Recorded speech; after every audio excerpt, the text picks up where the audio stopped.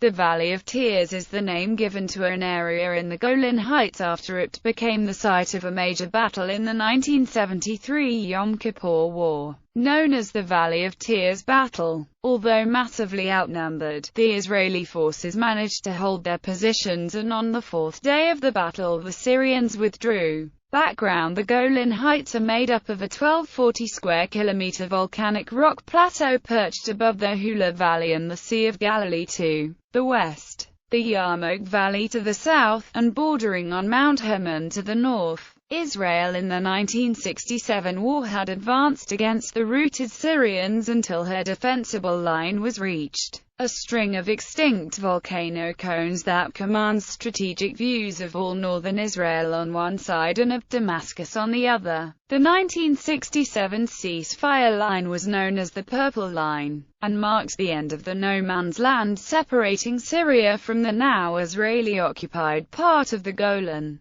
comprising the western two-thirds of the region. Lacking a true defensive barrier, the Israelis had dug a 32-kilometer-long anti-tank ditch along the border from Mount Hermon to Rafad, an obstacle Syrian armor would be forced to cross under fire from Israeli tanks positioned behind ramparts. Israeli defending forces: the Golan Heights were defended by two IDF armored brigades. The Israeli 7th Armored Brigade, which had only been dispatched to the northern sector on October 4, and the 188th Barak Armored Brigade, a regular fixture intimately familiar with the area's terrain. In the south, the 7th Armored Brigade and the 188th Barak Armored Brigade were armed mainly with Israel's modified Centurion (SHOT) Cal tanks and a few modified M48 pattern Maggach tanks. The modified Centurion and M48 pattern tanks fielded by both brigades were fitted with the 105 mm Royal Ordnance L7 gun and modern diesel engines.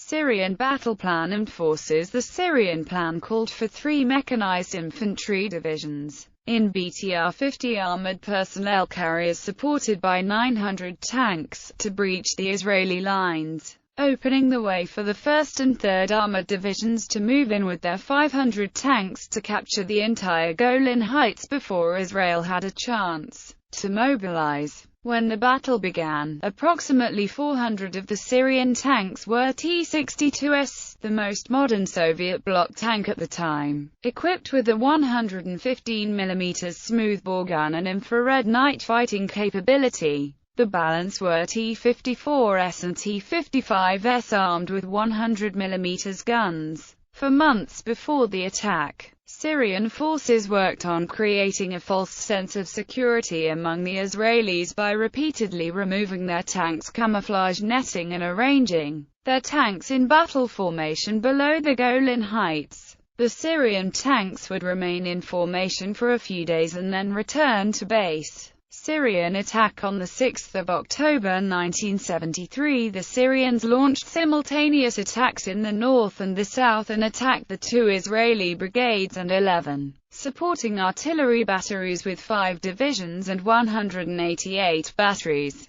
They began their attack with an airstrike by about 100 aircraft and a 50-minute artillery barrage.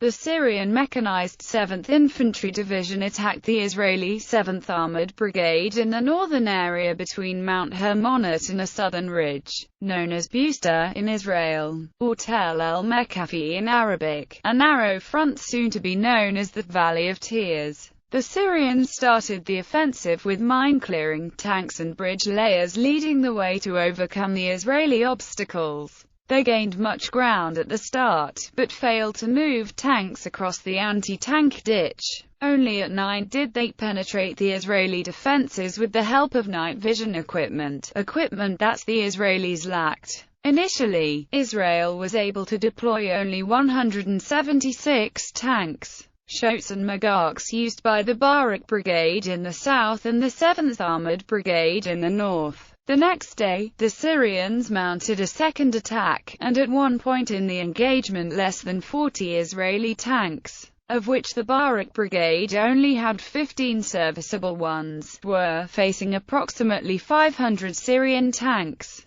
The Israeli 74th Tank Battalion, under the command of Lt. Col. Yair Nafshi, was moved to its battalion position 1.5 kilometers forward from its previous defensive position, a maneuver that saved tanks from the Syrian artillery barrage. During the battle, Lieutenant Zedvika Greengold, who had arrived unattached to any unit, fought off attacks with his single tank until help arrived. For the next 20 hours, Zedvika Force, as he came to be known on the radio net, fought running battles with Syrian tanks, sometimes alone, sometimes as part of a larger unit, changing tanks half a dozen times as they were knocked out.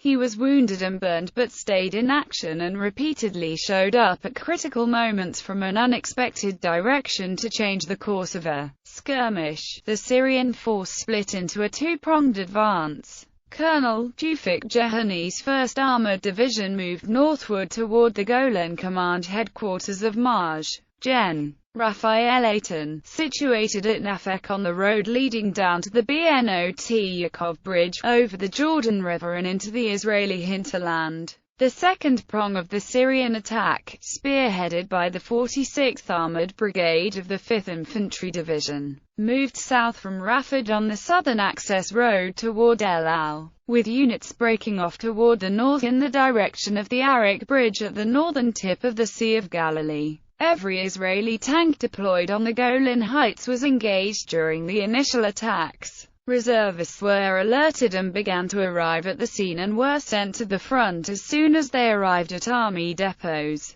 Without waiting for the crews they trained with to arrive, machine guns to be installed on the tanks, or taking the time to calibrate the tank guns. The Syrians had expected it to take at least 24 hours for Israeli reserves to reach the front lines. In fact, reserve units began reaching the battle lines only 15 hours after the war began. Israeli reserve forces approaching the Golan Heights were subjected to Syrian artillery fire directed from Mount Hermon. On the second and third day, Syrian forces suffered heavy losses as Israeli tanks and infantry fought desperately to buy time for all the reserve forces to reach the front lines, and conducted stopgap blocking actions whenever the Syrians were on the verge of breaking through. However, the Syrians pressed the attack in spite of their losses, and the vastly outnumbered defenders lost numerous tanks. By the afternoon of October 9, the IDF's 7th Brigade was down to 6 tanks protecting what was for all intents and purposes a clear path into Israel's north. On the 4th day, the 7th Brigade received a small reinforcement force when it had less than a dozen operating tanks and was almost out of ammunition. The Syrians, exhausted from 3 days of continuous fighting and unaware of how close to victory they actually were, turned in retreat. Hundreds of destroyed tanks and APCs littering the valley below the Israeli ramparts were testimony to the horrible destruction that had taken place there. Within 5 days, the Syrians had lost almost 1,000 tanks. The Syrians retreated for reasons that are still debated. Background: on Rosh Hashanah Eve, the Israeli 7th Brigade was ordered to move 1 battalion to the Golan Heights to strengthen the Barak Armored Brigade, under the command of Yitzhak ben Shoham. The brigade commander Avador Ben Gal concluded that something would happen on Yom Kippur. He ordered his artillery troops to survey the area and prepare targets and firing tables.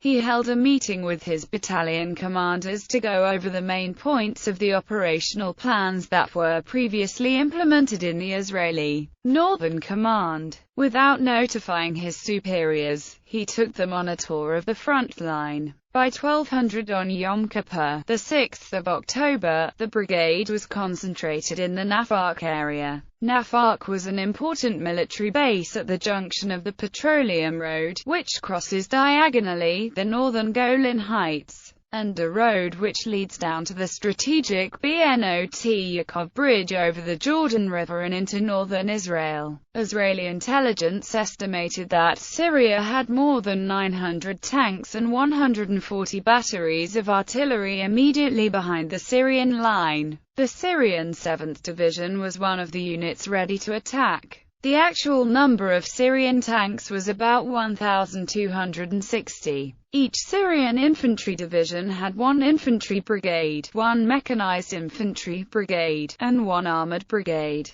The infantry and mechanized infantry brigades each had 3 infantry battalions, a battalion of 40 tanks, an AA artillery battalion and a field artillery battalion. The armored brigade had 3 battalions of 40 tanks each. The division also had a regiment of division field artillery, a divisional AA field artillery regiment, a reconnaissance regiment with a company attached to each brigade, and a chemical company with a section attached to each brigade. The total force of the division was about 10,000 men, 200 tanks, 72 artillery pieces and 72 anti-aircraft guns and SAMs. The 7th Division, under the command of Brigadier General Omar Abraish, had about 80% of its tanks and APCs. There were also independent armored brigades with about 2,000 men and 120 tanks each. One of the independent brigades attached to Abraish's division was a Moroccan brigade. In the rear were the 1st and 3rd Armored Divisions, with 250 tanks each. The Syrian attack force was backed by at least 1,000 artillery pieces. The Syrian plan was for the 7th Division to break through near Ahmadiyya in the north, while the 5th Division did the same near Rafid in the south. This would lead to the double envelopment of most of the Israeli forces in the Golan. Each division was to advance in 2 echelons. The 7th Division to strike westward through El Ram and Wasit, while the 5th Division advanced to the Arak Bridge north of the Kinneret. If the 5th Division broke through, or if both the 5th and 7th did, the 1st Division would drive between the 5th and 9th for Nafaq to attack the Israeli forces caught between the pincers of the 5th and 7th. The Israeli forces in the Golan were 170 tanks and 60 artillery pieces divided between the 7th and the Barak brigades. Prelude. At 1000 on Yom Kippur, Ben Gal and other brigade commanders convened with General Yitzhak Hoffa in Nafaq, where Hoffa told him that intelligence was estimating the Syrians would attack that day, at around 1800. The 7th Brigade was assigned as a reserve force around Nafaq and was to prepare for a counterattack in either the north or south sector, or to split and support both.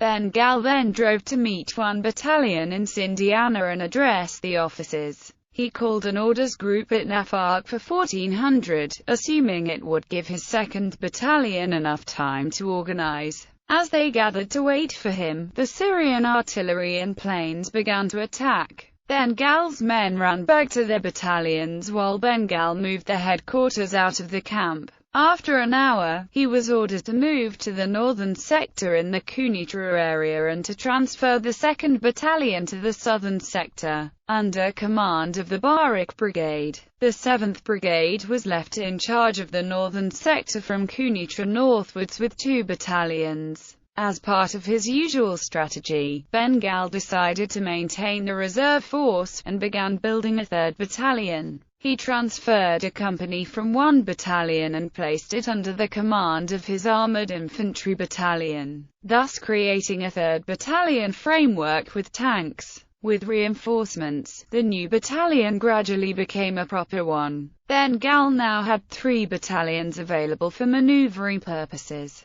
He received Lieutenant Colonel Yair Nafshi's 74th Battalion, which was in the line with the fortifications in the northern sector. With Nafshi's battalion, the brigade had about 100 tanks. The 1st Battalion was stationed on the Purple Line. The line began at the fortification A1, directly east of Masarada on the foothills of Mount Hermon, and ran south about 6 kilometers to Mount Hermonot.